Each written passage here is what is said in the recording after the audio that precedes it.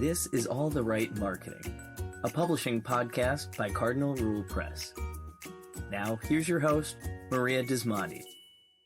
Welcome to All the Right Marketing, where we talk with business owners and industry leaders about marketing their programs and products. Our guests share tips that can help anyone who loves a book, whether you are a librarian, bookseller, author, or publisher. The truth of the matter here is that the advice coming out of these conversations are for creative marketing across industries. Today, we have two guests, which, ladies, I have never done two guests before, interviewed two at one time. This is exciting. We have Antonette, who has spent the last 10 years working primarily in dual language programs across underserved communities in Los Angeles. And I'm going to let her tell you a little bit more about her background and about what she's doing now. I do know that she works for the Long Beach Public Library as a parent engagement coordinator, providing parents and caregivers with tools to support their children's development at home. And she's the co-founder of the organization that we're talking about today, Equity Through Literacy, with Marysol, who has dedicated her career and learning to supporting marginalized communities in various capacities. Both women were educators at some point, whether now or they were in the past, and that's how they met each other. And Marysol's work revolves around the importance of empowering families through literacy. And I just can't wait to hear about all the things these women are doing. So welcome to you both. Thank you. Thank you. Let's begin with Antonette. So I want to hear, at some point, how did you and Marysol say, we're going to create this organization? Tell us how it got to that point. Well, Marysol and I met almost a decade ago, teaching at a school in the Mid-City area of Los Angeles. We're both dual language teachers, and we quickly grew a friendship from there. As we both moved on to other career paths, Marysol created this really amazing program at her school district where she was creating these workshops for parents to basically learn and practice their inherent reading skills, kind of like book clubs, but they worked across different genres, and they would practice basically the same strategies that their children were practicing in the classroom. And that had been a lifelong passion of mine, to create some sort of program where we would be empowering parents to support their children at home, particularly in low-income communities, which we were both working in, and communities that weren't getting the supports, and the schools maybe weren't equipped with the proper amount of faculty or resources to support the parents. And that's where Equity Through Literacy came about. And unfortunately, we started right when the pandemic emerged, literally in March of 2020, maybe a few days or a couple of weeks before they announced everything was shutting down. And so we had to pivot a little bit. And that's where Equity Through Literacy, as it stands now, was born, where we, instead of being able to create these book clubs and workshops for parents, we pivoted a little bit and decided to equip families with resources that they need at home. So we started giving away backpacks, school supplies, because children were going to be learning from home now, and we wanted to make sure parents weren't only worried about health and work and monetary needs, but they also didn't have to worry about providing school supplies for their children. We also, most importantly, decided to provide them with books, because that's one of the things that libraries were closed. The school libraries were closed as well. Their classroom libraries were closed, so children wouldn't have access to books. And we've kind of grown from there to where we are now. Now we've become more of a literacy / social emotional / physical development resource group, where we work with a lot of organizations to provide all of the different tools to parents, from art workshops to physical development workshops, definitely focusing on the books. That's our biggest passion, literacy, but just different across the board, getting food to families during the pandemic. Marysol, do you want to add on to that? Well, I do want to interject real quick and say, good for you for pivoting. What doesn't kill you makes you stronger. And I know we all had this vision before 2020, and then, it really rocked a lot of our worlds, and you could have just stopped, but you didn't. And so I commend both of you women for that, it was something that had just gotten started. It would have been so easy to just say, let's table this. And you didn't, you pivoted. And so many different families and children are benefiting from that. So Marysol, if you could kind of dig a little bit deeper, I want to know, what types of organizations are you connecting to? How are you finding these families? How are you connecting with these families? So similar to what Antonette had mentioned, the phase that we're at now is a lot to do with wellness and providing different resources to families that can continue empowering them beyond just books and backpacks, but we always anchor our work back to literacy. So everything that we do is connected to some kind of literature piece, some kind of way, literacy is multidisciplinary, right? So we want to make sure that our parents know that and our families know that. So everything we do, we always anchor it back to our work and our mission of empowering our families through that. We found ourselves reaching out to networks and organizations that have missions that align to ours, that are all about supporting marginalized communities and giving back to these communities that need the most resources and support, because historically they've been left out of these, of getting access to these resources, right? So those organizations have that as their primary mission, similar to ours. And then we just reach out and say, hey, we're doing this event. We love the work that you do. Are you interested in joining us? And most of the time, people agree and they bring their part into it. So, for example, we have an organization that works with providing clothing and diapers to kiddos and families. So they bring that part. And then we have another organization that provides fresh produce. So they focus on that. So every organization brings what they're passionate about and what they're pushing forward to this larger event, and families go and have just a really great time getting resources. We try to keep it local to whatever community that we're at, so that way it's not just a hand out but a hand up, so that they know that they can go back to these organizations and get involved with the organizations and find out more about how they can continue with this type of involvement within their own communities. I have never heard it said that way, and I love that. It's not just a handout, but it's a hand up. So it's not just, here are these free things, go, good luck, but it's, here are these free things, we want to support you, come back and reach out to us and we will help you in other ways. That's really fantastic. Yeah. So tell me, I know you had an event this weekend, so can you tell me a little bit about that?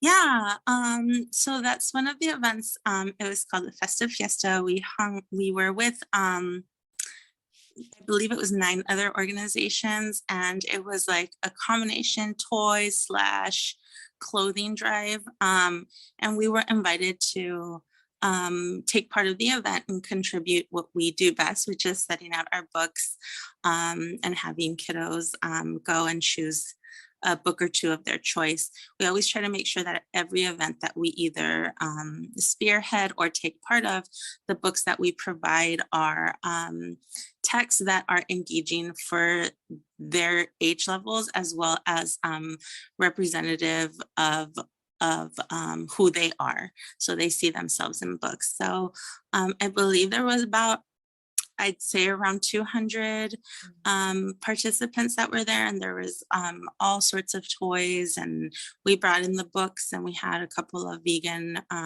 friendly options for food, and there was clothing. So it was a really nice event in the city of Torrance. It was spearheaded by a couple of other organizations that were actually Long Beach based, but where we hosted the event, they provided that free space for the event to occur. So it was really nice to see communities coming together and seeing, as we mentioned before, these organizations coming together, running a toy drive.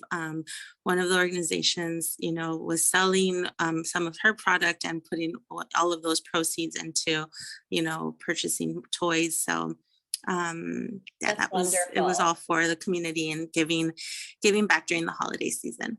That is wonderful. Now, ladies, we're going to talk about the big question that I want to ask, and that's coming up in a few minutes. The big question as far as how do you get the books? But before that, I want to know, how are you marketing your company, your organization? How are you getting connected? You said that you will just reach out to other organizations. In what other ways? I know you're on social media, but what are other ways that you're marketing so that people know about equity through literacy? Social media is a big part of it. And I think at this point, we've developed a little network of organizations that have supported us as in attending some of our events, but also in connecting us with other organizations that they work with. We've also had a really good turnout with some council members. We just spearheaded an event in the city of Griffith Park. That was Los Feliz, that's the city, where we took over a big part of the park, and we had a council member come. She read a book for children. We had zine making, so we had art-based workshops for parents to both think about the literacy benefits of it and the social emotional benefits of creating art at home with their children and taking it home, and also continuing those activities. So we've had a really good turnout with who we've connected with, and that's allowed us to build larger partnerships, and just build a larger network. And as we continue to grow, we just keep strengthening these relationships, and it's really been beneficial. A lot of the events that we've spearheaded and that we've put together have included similar organizations, because we try to anchor ourselves around Los Angeles, and a lot of the organizations that we work with are working throughout Los Angeles, and so that's been a big help. But really, it's just us kind of cold calling people, sending cold emails, trying to get our name out there, and really just the message of how much support and how many of these resources families need, and how beneficial these events are to the community. That's wonderful. And I'm thinking, if you have an art event, you probably pitch an artist or an art educator to come in and lead that. Or you're talking social and emotional. Are you reaching out to school counselors to teach that aspect of the workshop and connecting with people in those ways? We try to sprinkle a little bit of all of it into our events. So for the most part, we've always tried to have some sort of art component, because we feel like art is a really big way to really express yourself for children, especially social emotionally. And that's such an easy way to connect it to literacy. We tend to read a book, and then we'll do an art activity revolving around that, around their feelings, or maybe the characters' feelings, or just being in that space, in the environment with their families, how they can represent that in an artistic way. Like we mentioned, we had a zine maker the last time, and the kids were just off the charts excited about making their own zines and creating their own little books. We also try to have a physical component as well, because your physical development, you're expressing yourself physically. Physical activities also support social emotional development. So we've had yoga instructors, we've had soccer clinics. So we've had organizations that teach soccer to little ones come, and they'll do a soccer clinic. The big piece as well is food, because food insecurity is a big part of your social emotional health. And we want parents to know that there are resources in their communities if they are struggling with access to foods. So we try to sprinkle a little bit of all of it, and we'll work with organizations who are where that's their mission, to both support children and families, not just in the moment, but to equip them with the skills and the strategies that they can take home and continue the work at home. Such a balanced approach. I love it, ladies. Wonderful. So you're tapping into all of these different areas of the person and the human being and what we need to really thrive and survive. That's wonderful. And Marysol, I would love to ask you the big question, because a lot of our listeners are publishers and bookstores. How are you getting books? So books is definitely our mission, and it's what's on high demand, right? Oftentimes we rely on micro grants, also private donors. We have had the honor of having a lot of people really believe in our work and in our mission. So people have donated funds that go towards the purchasing of these books. We've also reached out to publishers ourselves to see if they were interested in donating any resources to us, and we've had some success in that as well. It's really just what Antonette said, a lot of cold calling and cold emails to see who's interested in supporting us. And sometimes we've had an organization that gives, I believe it's, you can chime in, Antonette, because the name's giving me access. Oh my goodness. It's an organization that provides books that are gently used or new at times. So they've provided us with quite a bit.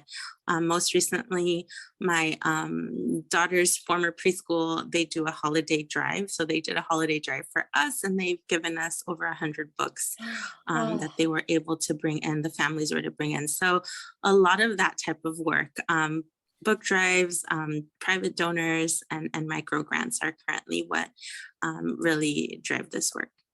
That's wonderful. And reaching out to publishers as well.